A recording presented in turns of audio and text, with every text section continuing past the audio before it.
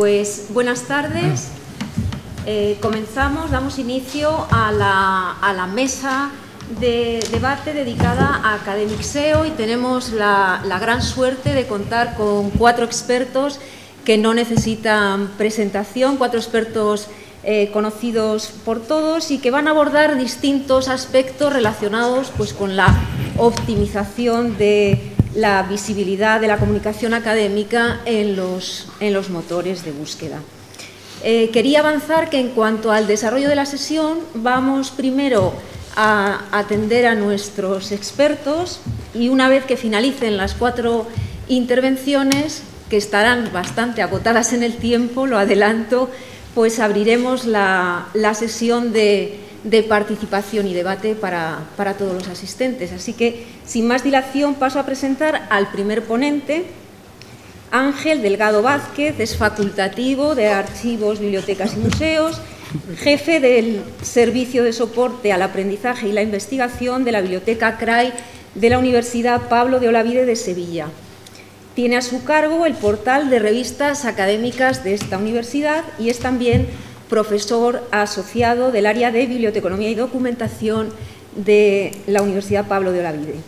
Es autor, como muchos saben, del primer manual en castellano sobre Open Journal System 3 y ha participado en la implementación de OJS pues, para diversas sociedades científicas y distintos organismos de investigación.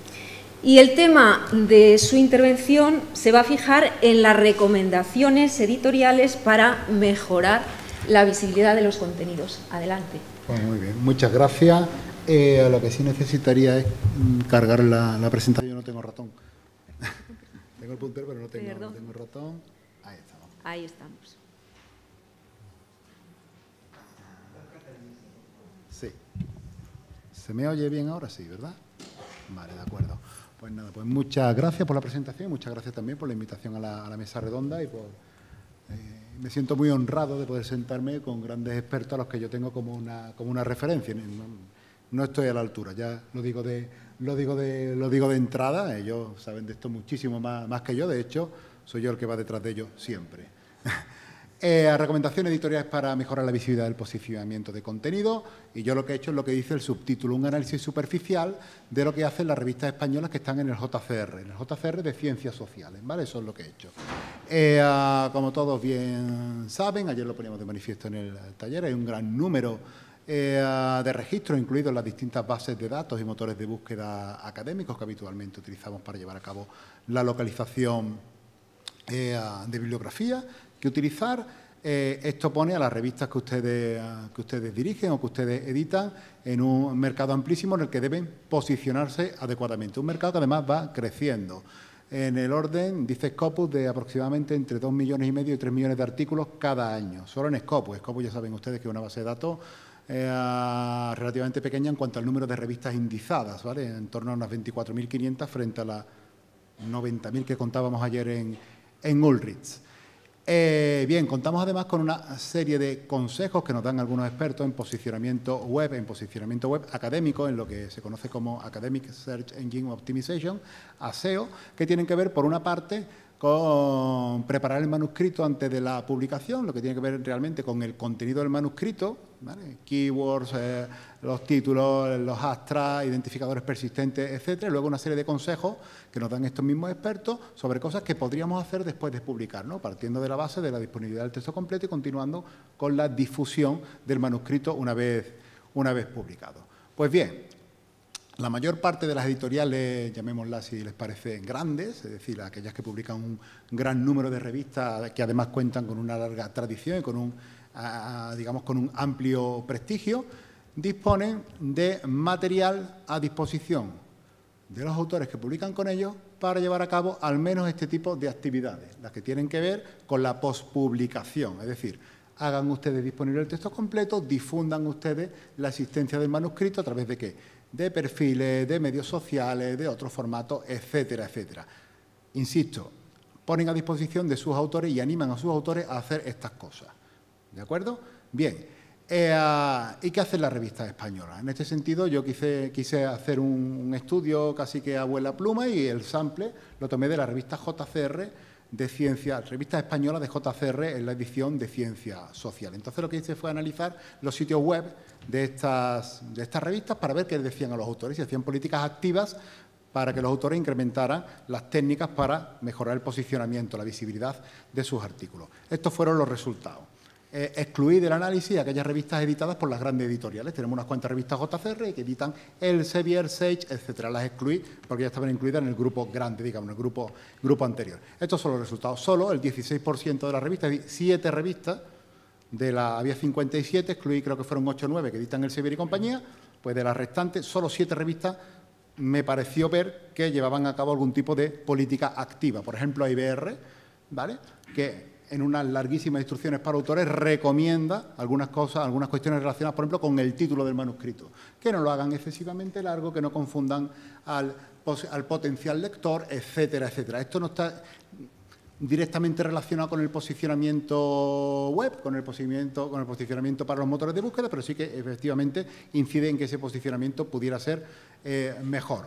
Encontramos obviamente a EPI, al profesional de la información, que igualmente en unas larguísimas y muy completas normas y consejos para autores, pues también nos habla del contenido propiamente dicho, ¿no? Habla de cómo ha de ser, entre otras cosas, por ejemplo, el título. Más corto, más que corto o largo, lo importante del título es que el artículo interesa que no tenga palabras vacías, es decir, nos está hablando un poco del valor semántico de los términos que se utilizan dentro del título para que efectivamente pueda ser encontrado cuando alguien se dispone a llevar a cabo búsqueda. Nos encontramos a Anuarios de Psicología Jurídica y a Clínica de Salud, las dos editadas por el Colegio Oficial de Psicólogos de Madrid, que sí que igualmente disponen de una serie de instrucciones para autores, pero estas tienen ya que ver con el post, ¿vale?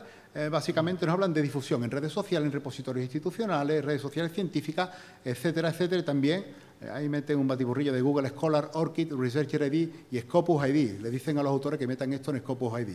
En fin, esto habría que mirarlo.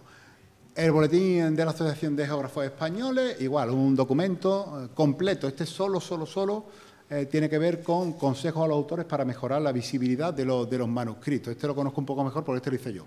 Este lo tienen también en abierto, que esta es la característica, ¿verdad?, común a todo esto, que toda esta documentación está en abierto. Comunicar, que tiene igualmente, Ignacio Aguadé esta mañana lo comentaba a propósito, ¿no?, de la escuela de revisores, tienen también una escuela para autores y luego tienen unas muy buenas instrucciones para autores, entonces hacen lo mismo, una serie de recomendaciones para la mejora del posicionamiento y lo mismo hace Psicotema, ¿vale? Psicotema habla del acceso abierto, de la disponibilidad de preprint, de postprint y luego el punto 4, comparta, ¿dónde? En Facebook, en Twitter, en LinkedIn, en perfiles públicos, en Mendeley, en COSIS, yo reconozco que no sé qué es COSIS, ResearchGate, Academia.edu, en Q2, etcétera, etcétera, ¿vale? Que esta sería la otra que estaría haciendo esto. Y la pregunta, o una de las preguntas al millón podría ser, ¿y quién se ocupa de la mejora de los textos y los metadatos? Es decir, de la parte pre. Ayer Tomás Bayet nos ilustraba y su equipo nos ilustraban sobre cómo hacen esto en el profesional de la información y toman efectivamente medidas activas. Yo quiero pensar que la mayor parte de las revistas españolas, desde luego la JCR, llevan a cabo este tipo de medidas proactivas para la mejora de la legibilidad de los textos y sobre todo de la encontrabilidad, me permito usar el palabra, de los propios textos y sus metadatos. La segunda pregunta sería, ¿quién se ocupa de la mejora de la visibilidad de los artículos en otros medios? E igualmente ayer nos ilustraban desde EPI, desde el profesional de la información, sobre su estrategia de posicionamiento en medios sociales y habría que ver si el resto de revistas JCR también lo están haciendo de alguna manera y no lo dejan solo en manos de los autores, aunque como ya hemos visto no lo están dejando en manos de los autores porque no le están haciendo ningún tipo de recomendación, ni ningún consejo, ni nada, al menos en abierto, porque luego nos encontramos con cosas como esto. Esto es un correo del profesional de la información con recomendaciones a autores sobre qué hacer con el manuscrito una vez publicado. Quiero pensar que la mayor parte de las revistas españolas en Ciencias Sociales y Humanidades, y desde luego la JCR, hacen cosas como esto también, pero desde luego no estoy seguro. Por eso me pregunto, ¿por qué esto no es un tema capital para los equipos editoriales? O al menos, ¿por qué no demuestran que esto lo sea? Es decir, ¿por qué no tienen ese tipo de política proactiva de recomendaciones hacia los autores para que promocionen sus propios manuscritos en los diversos medios para mejorar, pues, lo que venimos queriendo hacer, la visibilidad y la encontrabilidad, utilizo de nuevo el palabra, de esos textos? Y por mi parte, esto es todo. Pues muchas gracias.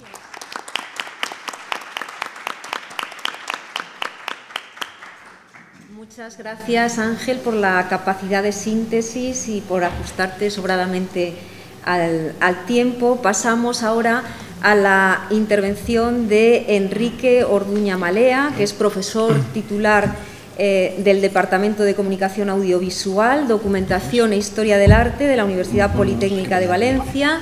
Sus líneas de investigación se centran en el estudio informétrico de la web académica, incluyendo el análisis de universidades, revistas, motores de búsqueda académicos, publicaciones, autores, etc. Actualmente es investigador principal del proyecto Universeo, centrado en el posicionamiento web de las universidades. Y nos va a hablar aquí de métricas SEO para el diseño de estrategias de comunicación en revistas científicas. Muchísimas gracias. Estoy muy feliz de estar de vuelta en las CRES y de haber visto de nuevo a muchísimos compañeros que hacía mucho tiempo que no veía, y muy feliz también de estar con mis contertulios aquí. Para la charla decidí centrarme en un Google Scholar, porque es una cosa pues, que ya he hablado muchísimo en el pasado, y porque también había otros colegas en la mesa que van a hablar de Google Scholar, y centrarme en la identificación de métricas que están más orientadas al SEO puro y duro, no tanto específicamente al Academic SEO, pero sí al SEO puro y duro, que se suele realizar profesionalmente en el mercado, y cómo las revistas pueden utilizar estas métricas para conocer cómo la gente está llegando a los artículos y a la revista, y cómo a partir de esa información se pueden diseñar técnicas y estrategias para ser más visibles, porque las revistas necesitan, y como os he dicho esta mañana y en muchísimas presentaciones, ser visibles porque la competitividad obviamente es brutal. Por lo tanto, hoy voy a intentar ser rápido, pero a mí me cuesta muchísimo condensar, así que voy a intentar hilar bien las ideas. Mi objetivo, por un lado, es visibilizar la labor del SEO y del Academic SEO dentro de las revistas, porque es algo y que se respira en lo que estamos comentando, que los equipos editoriales no están realizando de la manera tan intensa como creemos que deberían estar realizando. ¿Por qué no lo están haciendo? Quizá sienten que es algo del marketing que está entrando en el mundo científico, en el mundo académico, y hay un cierto rechazo a ciertas técnicas que pueden provenir de esos sectores, al desconocimiento técnico, al desconocimiento de la necesidad de ser visibles. Hay muchas razones que yo creo que después podemos estar hablando en el turno de debate, ir con las intervenciones de las personas, pero de la audiencia, pero creo que es algo que tenemos que sacar a relucir. Por otro lado, identificar unas breves métricas, porque métricas hay infinitas métricas que podemos utilizar, algunas de acceso más rápido, otras de acceso un poco más elaborado, de acceso gratuito, de acceso mediante pago, etcétera, pero que por lo menos tenemos que conocerlas e identificarlas. Y finalmente, pues, si me da tiempo, que si no, pues lo tendremos para la parte de debate, dar una serie de recomendaciones con el ánimo de animar el debate posterior, ¿de acuerdo? Porque son recomendaciones generales y básicas. Bien. Tenemos que comenzar por cosas básicas, que es el SEO, después dentro del SEO, que es el ASEO. Yo creo que la vez que hablé de ASEO fue en Chile y se pensaban que estaba hablando de la higiene personal. Y no estamos hablando de la ASEO. Es muy importante todo el ASEO, pero estamos hablando de otras cosas. ¿Y por qué ese ASEO es importante? Aunque sí que tiene que ver al final con la higiene de las revistas, porque son importantes para las revistas, y propondré un pequeño caso de estudio para ilustrar las métricas que he recopilado a partir de una revista. Bien. Yo con el SEO me suelo enfadar mucho. Yo generalmente, claro, no imparto clases de bibliometría ni de análisis de la ciencia porque en mi facultad no se imparten esos estudios. Yo imparto generalmente docencia en comunicación social, comunicación audiovisual, etcétera. El 95% de mis estudiantes quieren ser influencers en TikTok y el 5% restante quieren hacer SEO. Y yo les pregunto, bueno, ¿quieres hacer SEO? ¿Qué haces? Es que yo llevo el SEO, hago el SEO de una revista. Ah, estupendo. ¿Y qué haces? Subrayo, bueno, lo típico, pues subrayo las palabras importantes, el H1, lo marco especialmente. No estás haciendo SEO. ¿De acuerdo? El SEO es algo muchísimo más complicado, que lleva debajo muchísimas acciones estratégicas que tienen que estar imbricadas en las decisiones editoriales y estratégicas de la revista. No es simplemente poner un pequeño subrayado o hacer una pequeña acción dentro de una página web que ya está creada. Es algo que tiene que estar dentro de la propia esencia estratégica de una revista en su plan de comunicación. Bien, por supuesto, Lo que queremos es que la revista sea visible para aquellas personas que buscan, porque las personas buscamos porque tenemos necesidades de información y con la pandemia se ha visto claramente cómo hemos cambiado los hábitos de búsqueda durante la pandemia. Queremos ser visibles para aquellas personas que nos buscan, que nos pueden buscar en muchísimos lugares, no solamente en Google, no solamente en plataformas académicas que hemos visto, la gente busca información científica en muchísimos lugares, y especialmente, obviamente, Google Scholar, incluso Google, e incluso ResearchGate y muchas otras plataformas fuera de las grandes bases de datos bibliográficas, y eso es algo que tenemos que tener presente porque está cambiando. Los patrones y los hábitos de búsqueda están cambiando. Y tenemos que centrarnos en entender las palabras que utiliza la gente para buscar. Igual que nosotros como ciudadanos buscamos cualquier cosa en nuestro móvil, en Google o en cualquier otro lugar, la gente busca información. Y tenemos que entender que tenemos que ser visibles para especialmente para aquellas palabras que son pertinentes para nuestra revista. Las palabras que están vinculadas y asociadas con los contenidos que publicamos y con la esencia y la identidad de una revista. Podemos ser visibles para palabras que son pertinentes para nosotros, fantástico, nos llevamos la copa. Pero, ¿qué ocurre cuando somos invisibles para palabras, para conceptos, para búsquedas que son absolutamente esenciales para una revista? Por supuesto su nombre, pero el título de cualquier artículo o cualquier concepto que pueda estar implicado dentro del texto completo de los artículos, que eso es súper importante, no solamente los metadatos, no solamente el resumen, sino el texto completo. ¿Y qué ocurre con esas palabras que son no pertinentes? Puede que lo estén buscando por conceptos equivocados. A veces llegan a nuestra revista por cosas que no nos gustaría que llegasen. Tenemos que saber que eso está sucediendo para cambiarlo. Y puede que seamos invisibles para palabras no relevantes, pero esa palabra mañana sí que sea pertinente para nosotros, porque obviamente las revistas son entidades vivas que van publicando nuevos contenidos y otras revistas de nuestro mismo sector van publicando contenidos, obviamente, y por lo tanto las cosas que no son pertinentes podrían llegar a ser pertinentes a corto plazo. El SEO puro y duro, obvia toda la parte promocional, toda la parte de pago por palabras, de pago por aparecer cuando alguien pone una palabra concreta en un motor de búsqueda, que eso obviamente se hace.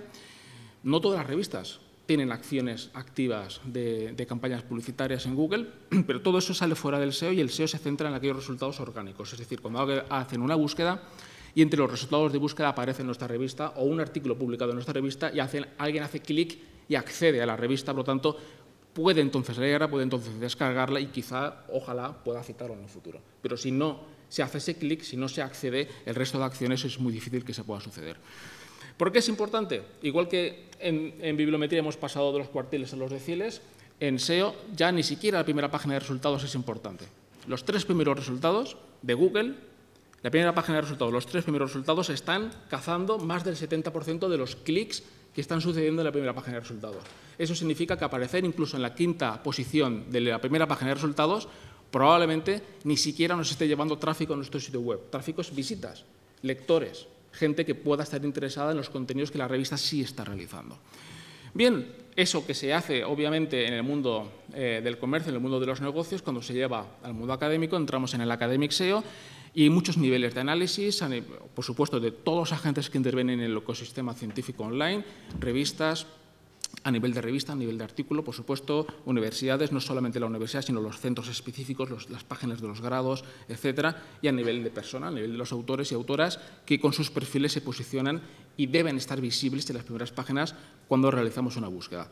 Y creo que el otro día, comentándolo, cuando hay necesidad de buscar a una persona, que necesitamos información de un académico, a dónde vamos, cómo buscamos información de esa persona, obviamente el posicionamiento de esos perfiles es esencial. Por lo tanto, necesitamos el Academic SEO, necesitamos esa higiene y esa visibilidad de las páginas web de las revistas. Por supuesto, porque las páginas web de las revistas son páginas web como cualquier otra, con unas características especiales, concretas, porque tiene una función muy especial dentro de la actividad científica, obviamente.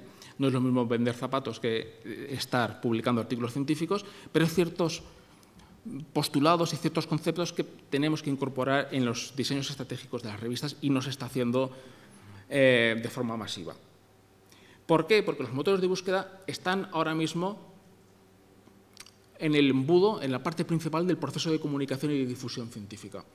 No solamente tenemos Scopus, tenemos Web of Science, tenemos Dimensions, tenemos muchísimas bases de datos que conocemos, pero la gente joven, y además esta mañana hemos tenido una presentación sobre comportamientos de investigadores jóvenes, la gente no está accediendo a esas bases de datos a buscar información científica. La gente entra a Scopus y entra a la Web of Science por otros motivos administrativos generalmente. pero no entra a iniciar su proceso de búsqueda bibliográfico en masa, sobre todo a la gente joven. Y es algo que estoy viendo año tras año en las escuelas de doctorado con los jóvenes, cuando les pregunto dónde van a buscar su primera búsqueda para buscar información. Luego podrán hacer muchas otras cosas, pero el primer lugar donde hacen la primera búsqueda para su futuro artículo. Van a Google Scholar, van a ResearchGate y cada vez más van a Google sin más. Sin más. Y ponen cualquier cosa en el buscador y a ver qué sale. Y si no sale en la primera página de resultados, cambian la búsqueda, no van a la segunda página de resultados. Y si tras 2 o 3 intentos no han encontrado nada, se van. Y eso es algo que tenemos que ser conscientes. Para ello he tomado EPI como un pequeño caso de estudio para mostrar algunas métricas que se pueden calcular y que quiero compartir con ustedes. En primer lugar, obviamente la cantidad de enlaces es algo que se ha hablado muchísimo y es algo importante y posiciona, la cantidad de enlaces que se recibe en un sitio web posiciona muchísimo esa página en la página de resultados, pero eso ya no es suficiente. Cada vez la competitividad es más grave, es más difícil y necesitamos calcular aquellos enlaces que vienen de sitios realmente influyentes. No simplemente cuántos enlaces recibes, no, cuántos enlaces recibes de aquellos sitios que tienen un impacto y una influencia en la web. Y podemos, en esta gráfica no sé si se verá muy bien, tenemos un indicador como es el Domain Authority, similares los proporcionan distintas empresas que proporcionan datos SEO y podemos establecer una escala de 0 a 100 el impacto y la influencia que un sitio web tiene. Y por lo tanto, ¿qué queremos saber? ¿Cuántos enlaces estamos recibiendo de aquellos sitios que realmente son influyentes, no de aquellos sitios que no tienen ningún tipo de influencia ni ningún tipo de valor? Las revistas científicas no van a lograr nunca la cantidad de enlaces que un medio de comunicación puede lograr, pero sí esa pequeña distribución de enlaces que vienen con un Domain Authority entre 1 y 10, que es lo más bajo, eso tiene que reducirse. Está por debajo del 50%, es un valor que se considera adecuado, pero si esa distribución de enlaces de dominios con un Domain Authority menor de 10 sube a más del 60-70%, estamos con un problema porque estamos recibiendo muchísimos enlaces de sitios absolutamente irrelevantes y el efecto de todo eso en el posicionamiento es absolutamente nulo. Otra métrica, visitas. Pasamos de enlaces a cuántas personas nos están visitando en el tiempo. Podemos saber cuántas personas han visitado nuestra página porque hicieron una búsqueda, nuestro sitio apareció en los resultados de búsqueda, clicaron y accedieron a nuestro sitio. Eso es una visita orgánica, ¿de acuerdo? Pueden visitarnos por muchos motivos, esto es una visita porque han hecho una búsqueda y nos han encontrado en la página de resultados. Y esto nos permite mensualmente, semanalmente, incluso diariamente, conocer el efecto de la publicación de nuevos artículos, efectos de la publicación de un special issue, el efecto de las vacaciones, el efecto de la competencia porque ha publicado un artículo de un tema que es clave para nosotros o que estamos también posicionados en esos temas y podemos hacer un seguimiento activo de la evolución de nuestra revista y de nuestros artículos. Y finalmente, quizás esta es la métrica más importante, nos vamos a las palabras. ¿Qué palabras y cuántas palabras la gente utiliza y nos encuentra gracias a ese vocabulario? Tenemos que conseguir un vocabulario de palabras pertinente a nuestras revistas. Y además saber nuestra revista en qué posición aparece. Es decir, bien, me encuentran por 20.000 palabras, pero ¿en qué posición estoy yo para esas 20.000 palabras? ¿Estoy en el top 10? ¿Estoy en la página 53? ¿Estoy en la página 12? A partir de la página 3 o 4, nadie va a clicar en ese resultado. Sí es una palabra en la que estoy apareciendo, en la que la gente me está encontrando, pero el efecto real en una página web de una revista es prácticamente nulo. Y ahí podemos ver, para cada mes, la proporción de visitas, de número de palabras, perdón, la cantidad total de número de palabras en función de la página de resultados en la que aparecía la revista en la que yo estoy analizando, ¿de acuerdo? Por lo tanto, yo necesito que ese color verde y ese color así más amarillo sea lo más grande posible.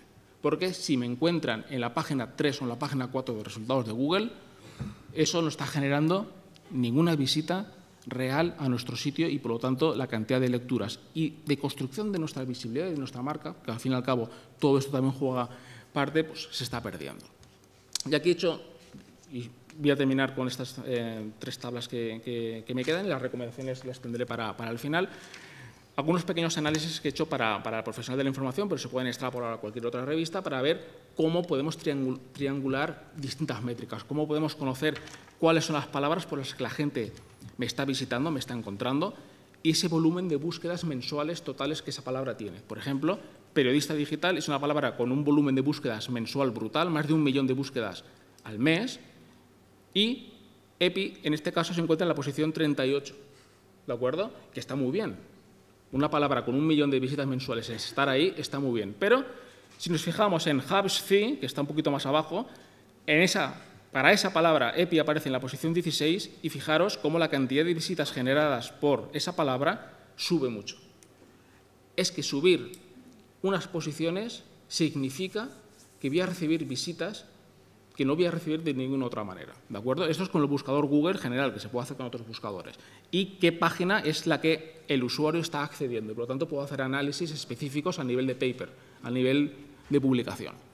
Puedo ordenarlo por la cantidad de visitas y ver, por ejemplo, cuáles son las palabras que más visitas me están generando, en qué posición están. Vemos como aquí los volúmenes son un poquito más bajos, ¿de acuerdo? Es lógico, ¿de acuerdo? Son volúmenes un poquito más bajos y podemos, y con esto finalizo,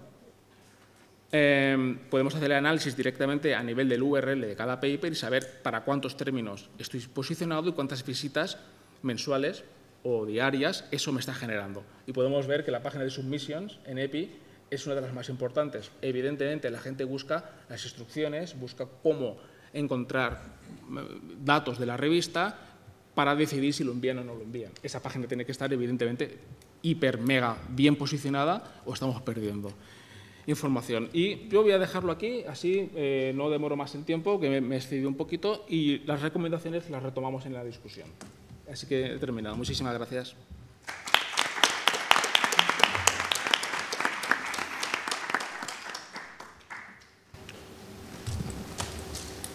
Muchas gracias, Enrique. Vamos a dar ahora la palabra a Isidro Aguillo, responsable del Laboratorio de Cibermetría del Instituto de Políticas y Bienes Públicos del Consejo Superior de Investigaciones Científicas. Su investigación, como bien saben, se centra en cibermetría, evaluación de la ciencia y rankings de instituciones. Es editor de la revista Cybermetrics y de los conocidos rankings Webometrics, que incluyen universidades, centros de investigación, repositorios, etcétera. Y su intervención aquí se va a centrar en Google Scholar. Bueno, en primer lugar, buenas tardes a todos. Agradecer a la organización que sigan confiando en mí, a pesar de las múltiples polémicas que he protagonizado en ediciones anteriores y que, como ustedes pueden esperar, pues continuaré con esa misma trayectoria en la presente. El objetivo de mi debate tiene que ver con la extensión del concepto de Academic SEO, con el cual estoy abiertamente en contra, lo cual no quiere decir que el Academic SEO en el entorno en el cual debe estar centrado no sea importante, sobre todo para muchos de los presentes, pero lo que primero que me gustaría decirles es qué es SEO y qué no es SEO. Como ya se me han adelantado respecto a SEO, no voy a comentar nada más porque lo ha hecho muy brillantemente Enrique, pero lo que sí que me gustaría destacar que es lo que yo creo que no debemos llamar como Academic SEO, que es todo lo relativo al posicionamiento, aunque el término siempre es confuso, al colocar nuestros documentos, bien papers, bien revistas completas, bien monografías, etcétera, a colocar esos documentos en redes sociales y en plataformas de visualización. Porque para mí ese es parte central o una de las temas que podríamos decir que definen lo que se llama ciencia abierta. Y a mí la ciencia abierta siempre hay que verla de modo positivo. Mientras que si etiquetamos SEO a este tipo de procesos, SEO que en muchas ocasiones está ligado a procesos de marketing, procesos tramposos, si me permiten la expresión, que al final lo único que pretenden no es necesariamente incrementar positivamente la visibilidad, sino ganar esas posiciones de una manera que no necesariamente refleja la calidad de lo que se pretende posicionar. Y eso en la academia es un error, es un pecado muy grave. Por tanto, yo diría que sí que debemos centrarnos en el SEO académico, pero en el concepto tradicional de SEO académico, el ligado a los motores. Todo lo demás, he visto presentaciones muy amplias donde se ha incorporado esa segunda parte, pues, por ejemplo, esta mañana se comentaba el caso de las contribuciones del profesor Codina, estoy en contra. No estoy de acuerdo con ese tema. El SEO tiene que estar reflejado fundamentalmente en lo que es el origen, la optimización frente a motores de búsqueda. Y adelantándome quizá un poco a la conclusión final, en realidad siempre en positivo, es decir, intentando no cometer malas prácticas, no cometer errores, en vez de utilizar lo que se llama el black hat SEO, el SEO tramposo, que no permite promover los contenidos de calidad, sino simplemente aquellos contenidos en los cuales tiene algo de interés. Por tanto, vuelvo a repetir, para mí es importante que distingamos ese academic SEO, ese ASEO, de otras actividades que yo etiquetaría claramente como ciencia abierta. Y ciencia abierta donde ustedes son una parte importante. No se puede desligar la participación de los editores de revistas de los procesos de apertura, de los procesos de comunicación científica, que en algunos sectores se identifica fundamentalmente con la autoría. Y yo creo que no es solamente los autores los que tienen que abrir su proceso, sino son ustedes también los que deben hacer. Yo creo que la razón fundamental de todo esto es evitar situaciones aberrantes. Es decir, no podemos estar promocionando como SEO académico el utilizar herramientas que luego dan resultados inadecuados o colocan información que ante legos o gente sin preparación, pues desde luego da lugar a errores de bulto. Hay iniciativas que deberíamos descartar desde ahora y desde luego excluyendo claramente esa etiqueta de ASEO que les comentaba. Bueno, muy brevemente lo que me gustaría es hacer un pequeño experimento de lo que yo entiendo que es SEO o SEO académico. Y desde luego, si tenemos que hablar de SEO, el origen del SEO es Google y el origen del SEO académico es Google Scholar. Y ahí es donde podemos centrarnos fundamentalmente. Lo poco que sabemos del algoritmo de Google, bueno, aparte de que rápidamente cambia, que en todos los criterios que siempre se dan por supuestos al cabo de poco tiempo quedan obsoletos, lo único que sabemos de cierto es que es muy complejo. Es complejo porque, entre otras cosas, pretenden que siga siendo un secreto comercial, porque de eso vive Google en realidad, es el valor añadido importante que tiene Google, que son muchas variables, pero muchas son muchas, no 2 o 3, una listita de 4 que caben en una slide. No, señor, hay muchísimas más y que quizá lo que hemos sabido de siempre, que el PageRank, es decir, el impacto de hipertextual, tenía un rol importante, parece ser que ese rol se está perdiendo, lo cual puede tener alguna consecuencia importante. Por contra, cada vez más nos encontramos con un SEO más personalizado al usuario, de manera que el motor recoge información de lo que tú has estado haciendo previamente y la utiliza a la hora de darte esos resultados. La estructura, la composición del procedimiento es muy compleja. Yo voy a hacer aquí un pequeño acercamiento que seguramente es incorrecto o incompleto, donde vemos que en Google cuentan muchísimos factores, muchísimos más de los que más o menos he hecho el resumen aquí, y que algunos de ellos son novedosos. Y me planteo una pregunta, y esa es la que intento responder en los pocos minutos que siguen a continuación. ¿Cuál de estas ideas detrás del posicionamiento en Google se aplican a Google Scholar? Estamos con la tradición de SEO, llegamos aquí, vamos a ver dónde podemos llegar con el ASEO. Bueno, pues lo primero que tenemos que decir, que quizá una de las sorpresas más grandes que existen en Google es que existe geolocalización, que los resultados que obtenemos buscando con dominio.com en vez de dominio.es o utilizando el interfaz en castellano en vez del interfaz en inglés son distintos. Me van a permitir, y perdonen, o bueno, no perdonen, que utilice mi nombre como ejemplo, pero es que yo soy muy vanidoso y ególatra, pero aparte de todo es el tema que mejor conozco. Por tanto, van a tener que apechugar con que utilice mi nombre como ejemplo. Bueno, pues ya ven ustedes que los resultados son totalmente diferentes teniendo en cuenta que el ordenador que he utilizado y el momento que he hecho para recoger estos datos son mi misma persona en mi mismo ordenador en el mismo momento en que están realizados. Por tanto, ojo con todas esas conclusiones que se sacan sobre SEO, porque muchas veces van a depender del contexto.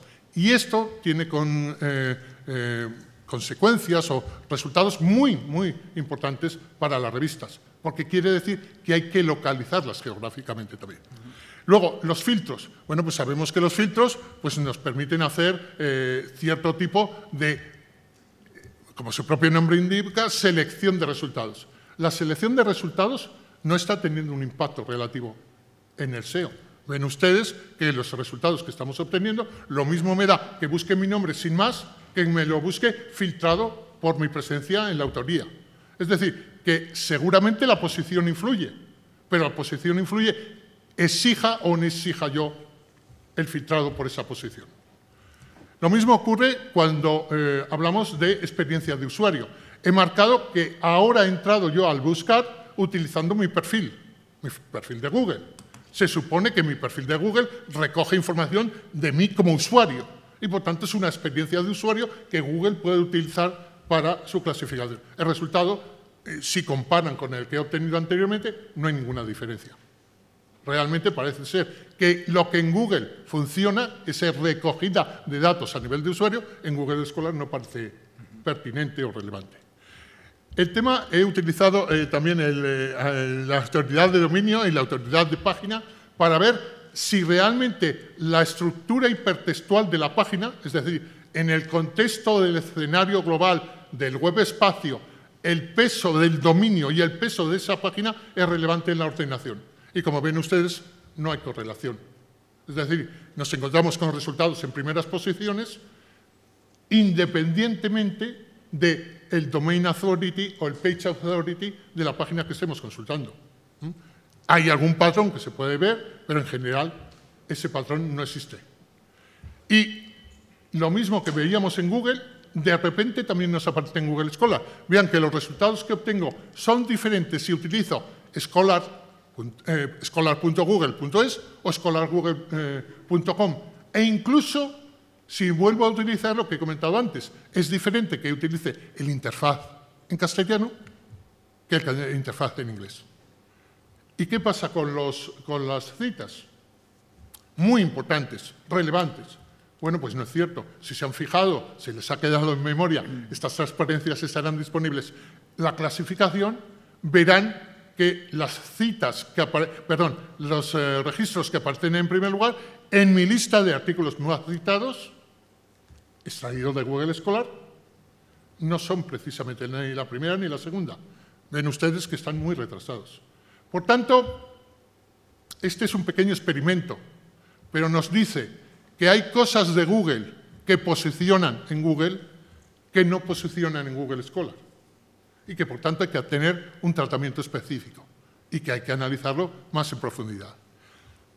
Dejo esto para el debate a continuación, pero lo que sí quiero que quede bien claro es que posiblemente todo lo que ustedes hayan leído, servidor incluido, puede que esté cambiando continuamente. Puede que haya argumentos que, siendo válidos en el pasado o siendo válidos en el entorno Google, no lo sean ahora ni lo sean en el entorno Google Scholar. Y que, por tanto, haya que tener en cuenta. ¿Cuál es me adelanto quizá a las recomendaciones que decía Enrique? Mi recomendación, pues es muy sencilla. Mi recomendación es que, sobre esa base de no cometer errores, de hacer un SEO en positivo y no en negativo, sencillamente volvamos a lo de siempre, a dar carga semántica a nuestros artículos y a nuestras revistas, a utilizar las palabras correctas, con las sinonimias correctas, con la frecuencia adecuada, fundamentalmente elevada, y en los lugares donde tiene que ser importante. Somos expertos en metadatos. ¿Qué me van a decir ustedes? ¿Qué me va a decir un experto de marketing a mí, que soy un experto en metadatos, sobre SEO académico? Muchas gracias a todos.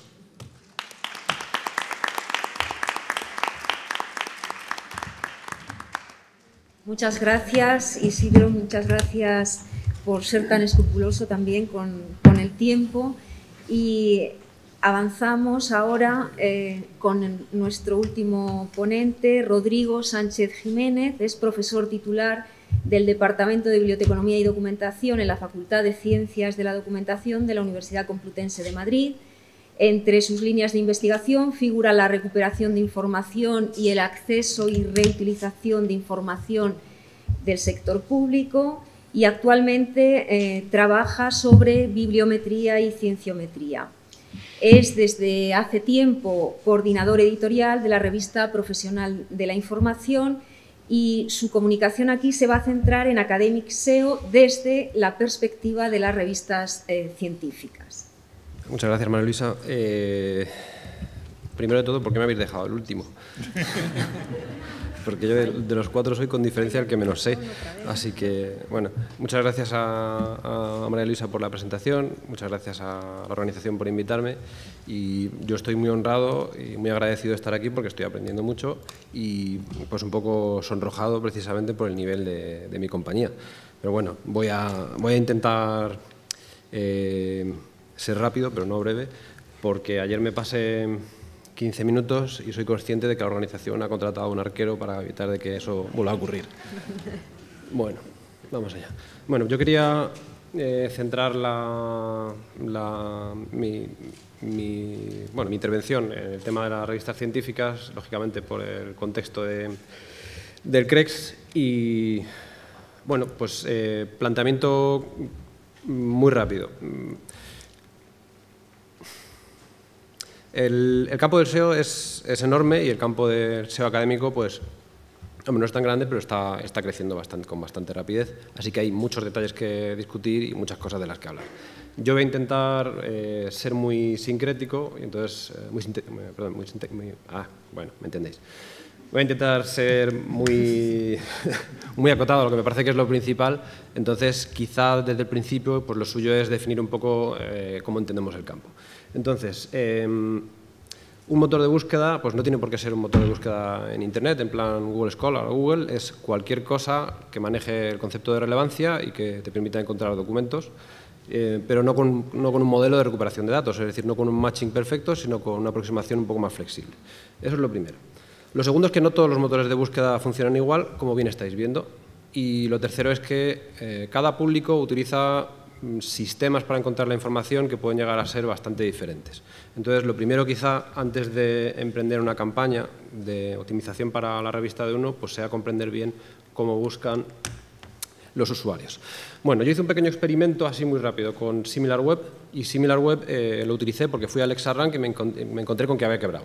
Así que SimilarWeb y con SimilarWeb yo quise hacer una pequeña cata de pues, las fuentes que utilizaban, esas fuentes más ortodoxas, más mainstream, que utiliza la gente para buscar información. Porque es que luego resulta que van a la biblioteca también y preguntan a gente y mandan correos y cosas. Entonces, dentro de lo que es utilizar fuentes de información bibliográficas documentales, pues un pequeño estudio así rápido que hice me sacó pues, el número de visitas mensuales que tenían estos recursos y entonces no hay sorpresa, de entre los recursos generalistas Google Scholar sale al principio de la lista y luego tenemos nuestras bases de datos queridas Scopus y Web of Science que pues, están bastante cerca y luego tenemos las bases de datos especializadas que pues muy destacado, tienen muchos más usuarios mensuales. E incluso PubMed, pues un orden de magnitud por encima. Aunque es verdad que los datos de PubMed no salen exactamente del mismo sitio, pero igualmente es una diferencia muy grande. Esto a mí me llamó mucho la atención, así que lo que hice después, justo después, pues fue recurrir a lo que decía la literatura científica sobre Information Seeking Behavior. Y aquí, revisando esta literatura, pues ya me pude ir dando cuenta de que en realidad mi percepción pues era un poco más parecida a lo que realmente la gente hace. O sea, que la gente va a Google Scholar en primer lugar y luego ya hace otras cosas. Los matemáticos van a Google Scholar, los investigadores multidisciplinares van a Google Scholar, los nigerianos van a Google Scholar, los químicos van a Google Scholar, los físicos y solamente los bibliotecarios de ciencias del agua, pues parece ser que le tienen manía a Google Scholar y utilizaban una cosa rara, el Aquatic Commons en vez de Google Scholar. Entonces, digamos que la jerarquía es clara. Lo que uno tiene que hacer es preocuparse muy fundamentalmente por Google Scholar, en segundo lugar por las bases de datos que son especializadas y en algunos casos al mismo nivel que de Google Scholar, esto ya depende del dominio. Y luego en un tercer lugar, que siempre está bien, lógicamente, tener una preocupación mínima por esto, pues ya las bases de datos bibliográficas, bibliométricas de toda la vida, generalistas, que también son interesantes. Visto esto, vamos a ver lo que es el proceso de recuperación de información en sí. Entonces, bueno, esto es un poco la diapo que yo tengo para lecciones que doy de vez en cuando. Es una carrera de obstáculos, la recuperación de información. Entonces, es una carrera de obstáculos en el sentido literal de que si no saltas alguno, te dejas los dientes y no sigues la carrera. Entonces, para que el proceso tenga éxito, tú tienes que superar una tras otra todas las barreras que se te van a ir interponiendo hasta que llegues al final, con suerte, pues esto es como una ley de embudo. Pues de todo lo que había al principio, pues llega muy poco. Bueno, muy rápido. Lo primero de todo, lógicamente, pues va a ser accesibles, y aquí pues son condiciones técnicas o son condiciones de tipo editorial las que debes superar para poder ser luego indexados. Luego tienes que ser relevantes, y aquí pues hay una consideración genérica que tiene que ver con la calidad de los contenidos, y luego hay una consideración más técnica o más de SEO puramente, que tiene que ver pues con la capacidad que tú tienes para hacerle entender al buscador que realmente eres relevante, que es otro tema. Y luego tenemos las impresiones. Las impresiones, que es un concepto que han manejado ya mis compañeros, que es cuando un resultado de búsqueda se expone a los usuarios, o sea, cuando lo que tú publicas lo ve alguien. Y el problema es que, aunque lo vean, pues muchas veces no lo siguen, es decir, no dan el siguiente paso, que sería la visita.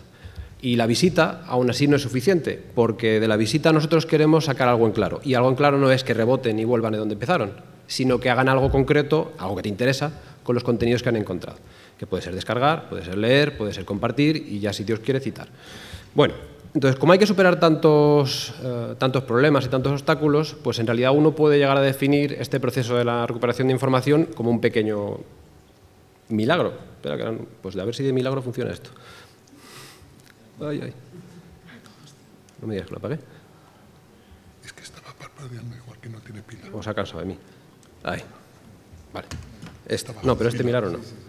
El siguiente. Ahora. Este milagro. El milagro de la recuperación de información. Es decir, es tan difícil que el proceso tenga éxito, que al final es un pequeño milagro que de todo lo que ponemos a disposición de los usuarios, algo llega a encontrarse y supere todas estas barreras. Y lo que pasa es que este milagro pues, se facilita mucho cuando la revista, en este caso, pues, pone los medios para que, digamos, que se suavicen las cosas. ¿Qué cosas puede hacer una revista para propiciar este pequeño milagro de la recuperación de información?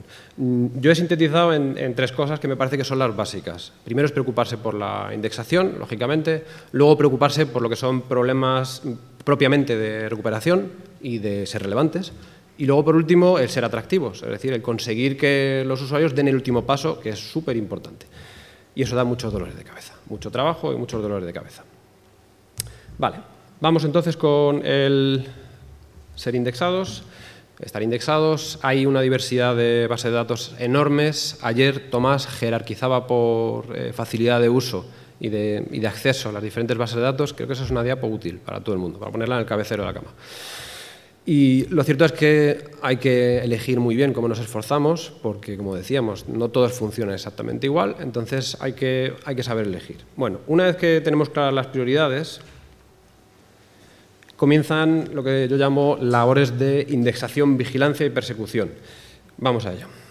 Después de que nos hemos dado de alta o hemos solicitado la inclusión cuando los procesos no son automáticos, después de que cumplimos los criterios, que nos ha costado mucho, formales y de otro tipo, hay que monitorizar. Y monitorizar es aburrido, es costoso, es difícil, pero tenemos que encontrar una forma de medir la cobertura que tenemos en las diferentes bases de datos y además ver cómo evolucionan. Porque si invertimos esfuerzo en generar dinámicas que puedan producir beneficios, pues tenemos que poder medir esos beneficios para saber si lo que estamos haciendo tiene sentido y lo hacemos bien o quizá no. Bueno, corregir problemas de trabajos no indexados, perseguir citas que no están indexadas y, bueno, pues ¿cómo se afronta esto? Muy rápido. Se lee uno un buen libro, y por ejemplo aquí citaba uno que encabeza Enrique, La Revolución Google Scholar, que tenga pues una buena descripción de los problemas y, a ser posible, una descripción también adecuada de las soluciones. O nosotros en EPI pues lo que hacemos es que ponemos velas a Santo Tomás. Entonces ya Santo Tomás va persiguiendo gente, va arreglando citas perdidas, va desfaciendo entuertos y ya las cosas se van arreglando. En definitiva, mucho trabajo y todos estos procesos hay que empujarlos, hay que estar detrás y requieren trabajo y requieren esfuerzo. Pero luego tiene sus frutos. Vale. Esta es una pequeña estadística que nosotros renovamos cada mes, mes y medio, 2 meses, depende del tiempo que tengamos, de nuestra cobertura en Web of Science, Scopus y luego la de Google Scholar, que pondré en la siguiente diapo. Entonces, ahora mismo nuestra cobertura en Scopus es muy buena, aunque es cierto que cuesta muchos esfuerzos, pero es una cobertura muy buena. Estamos cerca del 100% en todos los años durante los últimos 10 años. En Web of Science estamos un pelín peor en algún año suelto y sobre todo en años antiguos, pero en general muy buena. Y luego en Google Scholar pues tenemos el 100% de los trabajos que se publicaron en EPI los 3 últimos años están indexados. Así que en este sentido creo que la labor de Tomás ha surtido mucho efecto, pero es eso, es una labor de persecución de los servicios de indexación y de constante batalla con ellos. Vamos allá. El problema con Google Scholar es que estamos tan bien indexados que algunos artículos están indexados varias veces. Entonces, hay un problema que es intrínseco a la base de datos, que tiene, bueno, al buscador, que tiene que ver con la aparición de duplicados y luego con la aparición de versiones principales que son ajenas. Lo de la versión principal ajena es que cuando uno ve los resultados de búsqueda, pues pincha en algún recurso y entonces resulta que el artículo al que accede no está en los servidores de la revista, no está en los servidores del editor, sino que está en cualquier otro sitio. Y eso es algo que, bueno, nos preocupa un poco porque, claro, el tráfico no viene, el tráfico va a otros sitios, ¿vale? Los duplicados, que también son problemáticos, no son tan problemáticos si no son cuasi duplicados. Entonces, también es una cosa que gusta el poder mantener el control de las versiones editoriales. Es decir, que lo que acabe siendo la versión principal de Google Scholar, que no sea un preprint o que no sea un postprint, sino que sea la versión editorial. Eso es lo que queremos. Bueno, ¿cómo lo afrontamos nosotros? Como veis en el lado izquierdo, los puntos de entrada, es decir, esa complejidad que se genera por el hecho de que haya varias versiones principales que vengan de diferentes sitios, en un 40 y pico % son de EPI. Es muy poco, para lo que nos gustaría. O sea, es verdad que al final se llega a todos los artículos, eso es cierto. Lo que pasa es que algunas veces no están donde deben o no se va directamente, que eso también es un poco menos problemático, pero también ocurre. Esto se ha ido reduciendo en los últimos años y también el problema de los duplicados. Entonces, ahí una cosa que nosotros hemos hecho de manera específica es animar a los autores a que esperen un poco a que Google Scholar indexe la versión canónica, que sea la nuestra, y luego ya pues, que hagan esa labor de difusión en sitios donde sabemos que se generan duplicados, que lo hagan un pelín después. No mucho, a lo mejor 10 días, 15 días, una cosa así, pero que esperen un poco. Eso es lo que hacemos. Vale. Y luego, desde el punto de vista de la relevancia, que es la segunda pata que habría que tocar, pues nosotros, desde el punto de vista de la relevancia, pues está el tema del acierto en la política editorial y de la calidad de los contenidos, que eso pues, nos gusta a todos hacerlo lo mejor posible y va de suyo. Pero luego hay cosas que son acciones más específicas que tienen que ver con el SEO, que tienen que ver con intentar ser relevantes para buscadores. Y aquí hay una larga colección de trabajos que analizan los factores intrínsecos, los factores extrínsecos, y yo lo que voy a hacer es hablar solo de dos cosas que nos resultan a nosotros muy cercanas y que al mismo tiempo están muy cerca del área de influencia de la revista. Es decir, son cosas que la revista puede modificar y puede obtener resultados efectivos sobre ellas, que son los resúmenes y los títulos. Vale.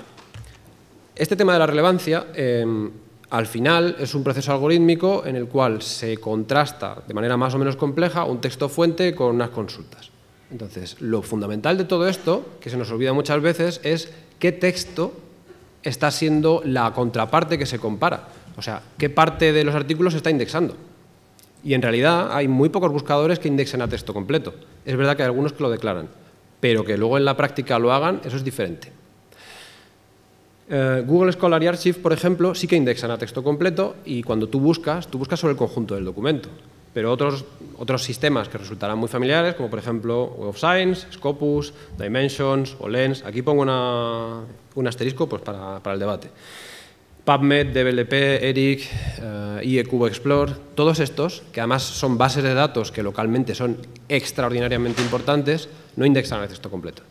Y al no indexar a texto completo, pues lo que supone es que lo único con lo cual se puede hacer la recuperación son el título y el resumen, que resulta que a lo mejor les hemos dejado a los autores que libremente pongan lo que les dé la gana. No, no es buena idea. Bueno, entonces, siendo súper importantes desde este punto de vista, además para Google Scholar son clave. O sea, si tú no tienes resumen, no te indexan. Punto pelota.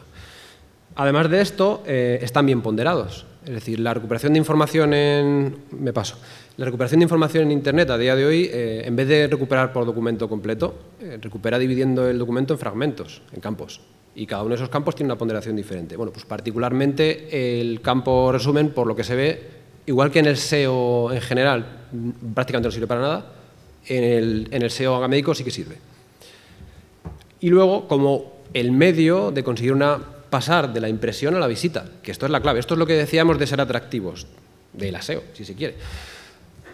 Esto es fundamental porque de toda la gente que llega a ser expuesta a nuestros contenidos, luego en realidad hay muy pocos que decidan hacer clic.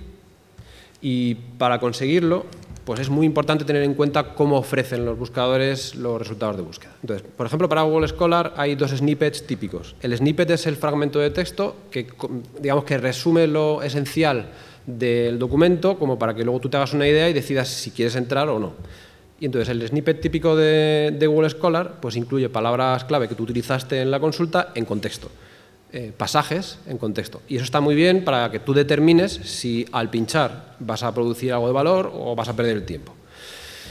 Y muchas veces este snippet no se compone con pasajes, sino que se compone con el abstract completo. Esto ocurre cuando la coincidencia no es exacta entre los términos de consulta, pero sí es razonable. Y también ocurre, por lo que se ve, en muchas ocasiones cuando buscas por los autores.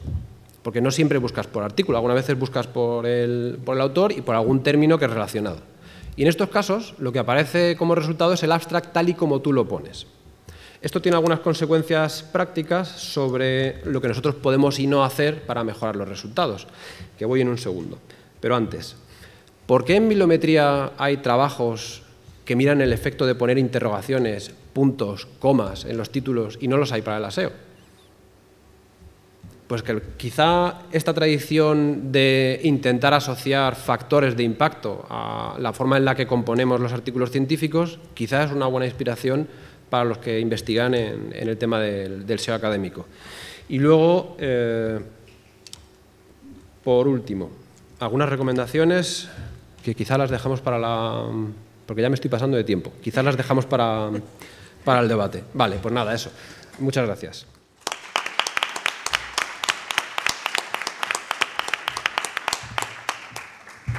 Muchas gracias, Rodrigo, y muchas gracias a los 4 ponentes por la calidad de las intervenciones, por la calidad de las exposiciones, por ajustarse al tiempo escrupulosamente también. Yo quiero agradecer pues algunas concreciones que se han hecho aquí sobre qué es SEO académico. A mí personalmente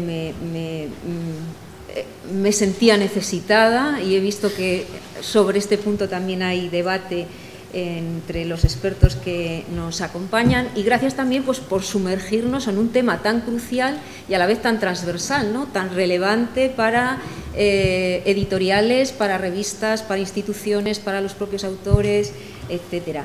Yo abriría ahora el debate al conjunto de los asistentes, pero me voy a permitir una licencia y es hacer valer mi posición de moderadora y pedir antes de abrir ese debate. Nos han avanzado muchas cuestiones los propios ponentes, que nos presenten, si les parece bien, pues estas recomendaciones. Como está abierta la presentación de Rodrigo, tal vez vale. Empieza Rodrigo sobre recomendaciones, 1 minuto para cada uno, las recomendaciones de Rodrigo y de Enrique, y luego abrimos, damos voz a los asistentes. Voy a intentar hacerlo en medio.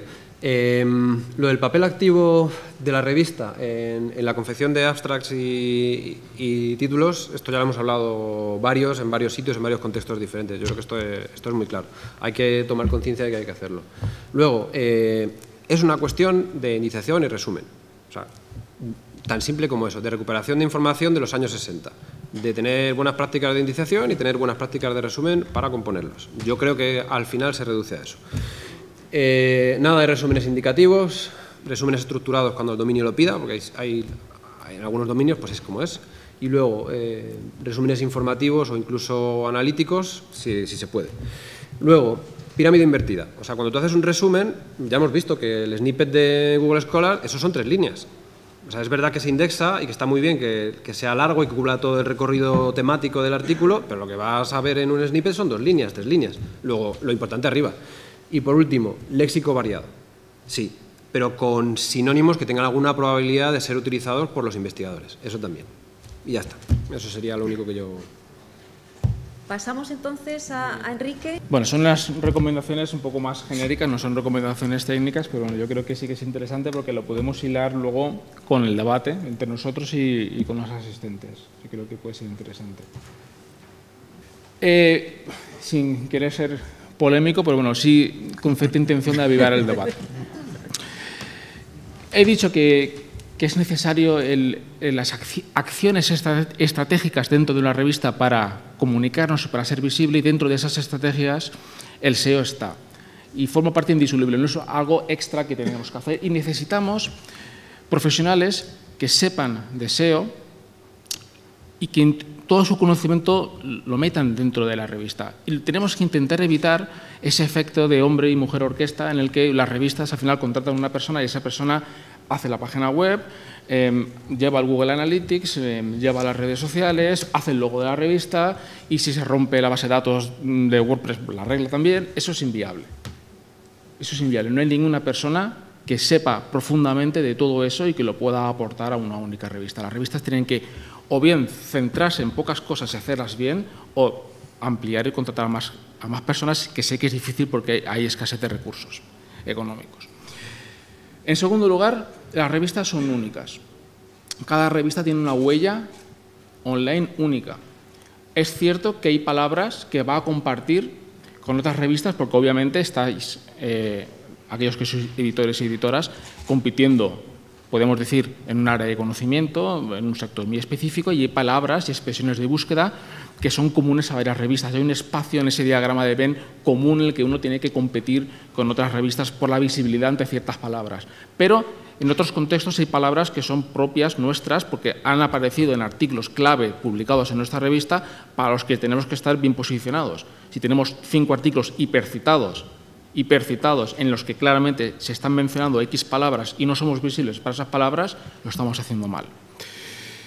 Bien, y la necesidad de visibilidad lo hemos visto con la atención de los clics, es decir, los clics a partir del tercer o cuarto resultado de búsqueda en Google, y pasa igual en Google Scholar, aunque son buscadores que funcionan de forma diferente, y ahora luego hablaremos de eso porque Isidro lo ha comentado, también Rodrigo en parte, son buscadores distintos y no funciona una cosa lo que funciona en otra, pero la necesidad de ser visible para la mayor cantidad de palabras posible, para la mayor cantidad de buscadores posibles y para la mayor cantidad de días posible, porque no es una cosa que hoy soy visible y mañana sigo siendo visible, eso es esencial. Personalizar a los usuarios. Es decir, ya tenemos técnicas para automáticamente detectar si hay un interés en ciertos términos, en ciertas palabras, en ciertos artículos y automáticamente que el sitio web esté ofreciendo esos contenidos o al menos aligerando la cantidad de clics necesarios para llegar a ese documento. Si yo sé que un documento está siendo masivamente descargado, masivamente leído, automáticamente mi sitio web es capaz, o puede ser capaz si lo programo, para que favorezca el ofrecimiento de ese texto sin necesidad de hacer 27 clics para llegar a él navegando. Y eso es importante, y eso lo llamamos Smart Contents en el mundo de la generación de contenidos. Luego, una necesidad de estar cambiando continuamente.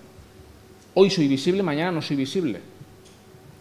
Hoy estoy en la posición 1 para esta palabra que me aporta un montón de tráfico a mi sitio web y mañana ha cambiado la situación porque ha cambiado el algoritmo de Google o porque ha cambiado las otras revistas y yo ya no estoy ahí. Por lo tanto, hay una necesidad y un estrés. Entiendo que en tu posición es un estrés continuo, ¿verdad? Una gestión de crisis diaria de hoy qué está sucediendo y, por lo tanto, tomar decisiones a lo que está pasando. Y ya prácticamente finalizo. La parte de recomendaciones es entender las métricas. Tenemos infinidad de métricas, algunas más sencillas, otras más complicadas, que nos proporciona el mercado con muchísimos productos, cada uno con sus características, con sus pros, con sus contras, con sus coberturas, que el sector editorial tiene que comenzar a entender y a aplicar sus estrategias diarias sensibles. Es decir, son métricas que existen y no podemos mirar para otro lado y no saber que existen al menos. Yo creo que prácticamente son las cosas más importantes que quería contar. Gracias por segunda vez. Y podemos abrir el turno de debate. Muchas gracias y abrimos el micrófono a aquellas preguntas de los asistentes que consideren oportunas. Hola, yo soy José Luis Ortega. Me ha interesado vuestra participación. Yo quería comentaros un poquito, es verdad que el tema de posicionamiento y sobre todo el papel que tiene la revista para difundir sus publicaciones, pues yo como autor pues tengo alguna sensación un poco triste. Porque yo al menos me refiero a publicaciones en el ámbito de la bibliometría, que muchos de vosotros conocéis y es un papel que cada vez no me queda más remedio que asumirlo yo, porque también reconozco que nadie mejor que yo como para difundir mis propios resultados, ¿no? Pero casos concretos, decir, por ejemplo, que ni tan siquiera Scientometrics tiene una cuenta en Twitter, por ejemplo, el caso de Twitter, decir que United Infometrics no tiene tampoco una cuenta, tiene una cuenta genérica del Elsevier. Jaycee tampoco publica números en Twitter, tiene una cuenta en Twitter y publica tweets sobre los números, pero no sobre artículos. Entonces, es un poco, para mí, triste que una revista de este nivel, que estamos hablando Q1, tengan tan poco consideración a la hora de difundir los propios artículos que están publicando, ¿no? Entonces, a mí, yo alabo la iniciativa de EPI en su papel a la hora de difundir sus publicaciones, pero es que es muy raro, sobre todo en este tipo de revistas de los grandes grupos editoriales, el poco interés que tienen, y sobre todo a la hora de tener una cuenta específica de la propia revista, que creo que es fundamental, porque tienen cuentas genéricas por grupo, el Elsevier lo tiene por grupo temático, y eso, ¿no? Entonces, esa situación me hace que el papel personal del investigador sea mucho más fuerte. Entonces, pues nada, vosotros también, ¿qué opinión tenéis si en este papel entre el autor y la revista, a la hora de tener ese compromiso, a la hora de difundir y de popularizar sus resultados, cómo debe ser? Si es una tarea que tiene que ser asumida por el autor o si es parte también de responsabilidad de la revista, ¿no? Entonces, bueno, a ver qué opináis. Gracias. Me animo, entonces, si no se anima nadie. Bueno, sí, es un tema que conozco porque, aparte, has trabajado las cuentas de Twitter de las revistas en alguna de tus publicaciones y yo también he seguido y he analizado muchas cuentas. Yo creo que hay dos motivos por los que muchas revistas no están. Hay un motivo económico, porque crear una cuenta y alimentarla conlleva pues, una persona que tiene que dedicarle muchísimas horas, porque llevar una cuenta de Twitter realmente bien llevada no es algo que se haga de forma sencilla. Y hay que saber elegir los momentos adecuados para tuitear, qué contenidos tienes que poner y, sobre todo, establecer una interacción con las personas, no solamente vomitar publicaciones y más como si fuésemos un bot. Por lo tanto, falta muchas veces financiación para llevarlo. Y luego hay una segunda razón que quizá podamos incluso debatir nosotros, que es que hay muchas revistas que piensan que no es necesario. Y es un debate, ¿no? ¿Realmente hoy día las revistas necesitan esos canales para difundir los trabajos porque van a repercutir en citas? ¿O no hay un efecto de tener una exposición intensiva en las redes y que repercuta en las citas porque al final el autor lo que quiere y la revista lo que quiere son citas, no quiere Altmetrics, quiere citas? Entonces, no sé si mis compañeros piensan que si hay o no hay un efecto en las citas y si eso puede ser una de las razones por las que esas grandes revistas no están, o es más la parte económica.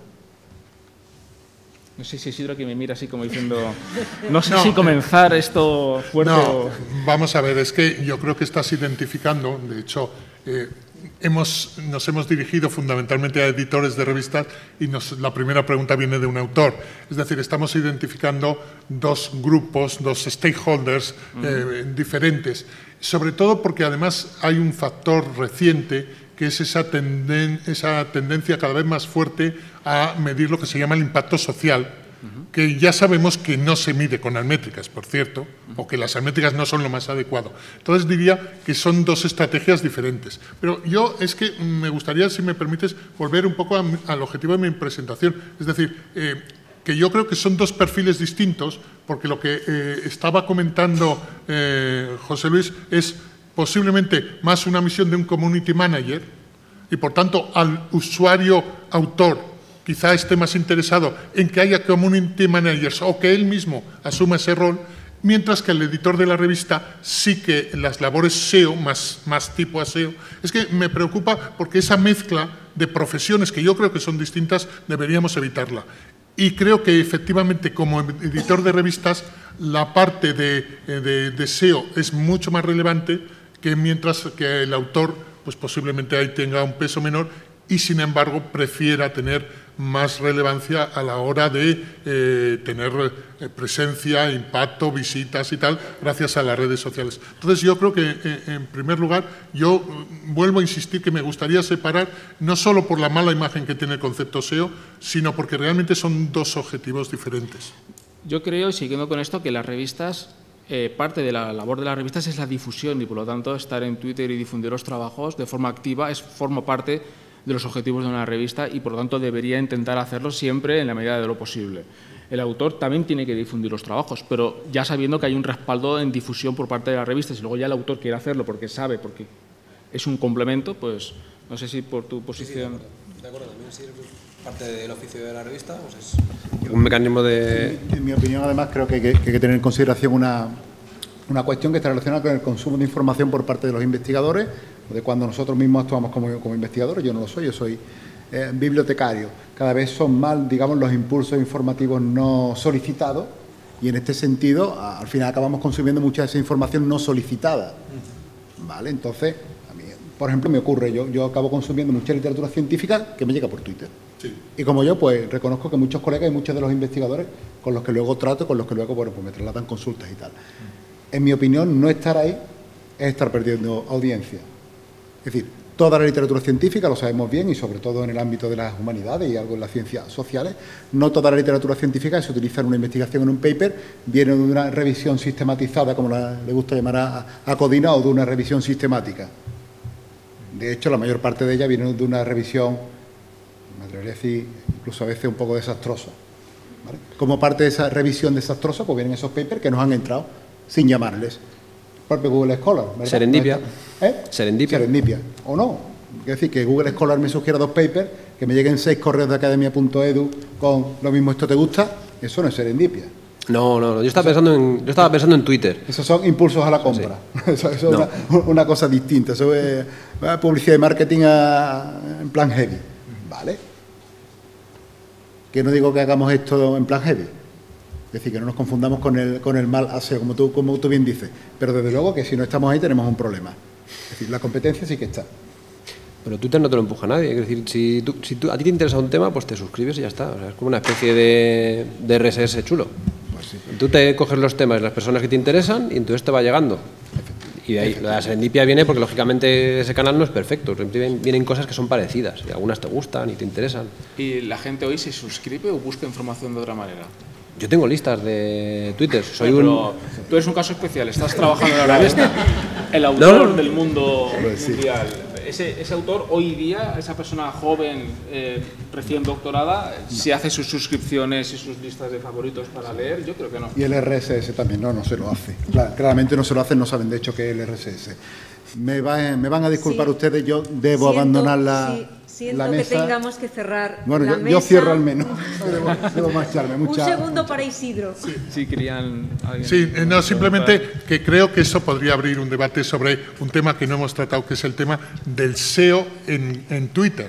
Porque, por ejemplo, lo que para el SEO en modo convencional de revistas es, por ejemplo, que la URL sea el DOI, eso es absurdo en Twitter, porque la carga semántica que puede tener una URL hace que un lector de un tweet pueda seguir o no seguir el tweet, mientras que en el caso de la revista es obvio que el artículo te interesa y que tú sigues el DOI. Pero un DOI no suele tener carga semántica, a veces ni siquiera figura el nombre de la revista. Y por eso, por ejemplo, yo muchas veces comento el problema que puede suponer utilizar DOIs en vez de utilizar, por ejemplo, el nombre del repositorio, porque, entre otras cosas, el nombre del repositorio incluye el nombre de la institución, y el nombre de la institución, por ejemplo, si es una gran institución académica y tal, incluye la carga semántica, la identificación, pero también la carga de calidad. Es decir, si tú ves que la dirección es el repositorio de Harvard, claro, ese es un valor que en Twitter es clave, pero que en SEO de revistas no tiene sentido, porque lo que interesa es el DOI, que es el localizador universal. Entonces, quizá un día podríamos ampliar el tema del SEO propiamente dicho convencional al SEO en otras áreas que posiblemente sea distinto. De hecho, rápidamente, muchísimas revistas ya están haciendo SEO en YouTube. Tenemos que cerrar. ¿De acuerdo? Entonces, ya se están haciendo descripciones de papers y luego se describen y se intenta que posicionen los mejores resultados en YouTube porque la gente ve la pequeña explicación y luego clica en la descripción y se va al paper. Y eso se está haciendo. Perdón, sí. Muchas gracias, lo dejamos aquí. Quedan muchos temas abiertos.